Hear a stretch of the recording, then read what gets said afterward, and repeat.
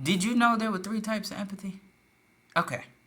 There's cognitive empathy, social empathy, sometimes referred to as emotional or affective empathy, and empathetic concern.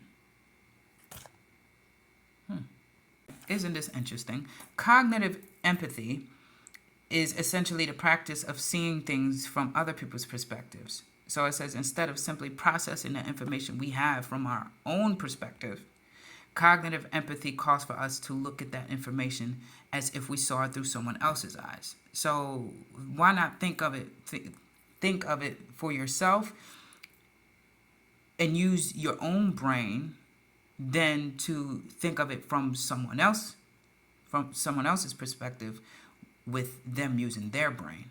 Then emotional empathy is the ability to share someone else's feelings. Emotional empathy, which also goes by the name affective or primitive empathy, is often unconscious. Emotional empathy is just your oxytocin being used.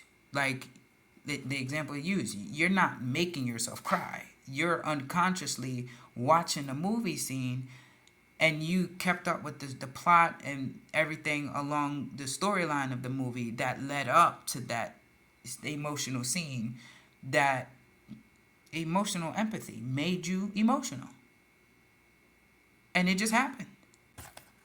And then you got the empathetic concern. The empathetic concern is a type of empathy that involves feeling the pain and suffering of others and working towards alleviating it. Like I mentioned already. Like feeling that, but now for some reason you feel like you have to solve that for that person. The empathetic concern is being able to acknowledge the distress of another person while also stepping in with a solution that will help them be free of the distress. The empathetic concern is also referred to as compassionate empathy and is a type of empathy that has been exercised by millions of people who step in to help in times of crisis, such as earthquakes, hurricanes, tornadoes, and so on. So you feel bad for that person, but now you don't just feel bad. You have to solve their pain. You have to solve their problem because it bothers you that much.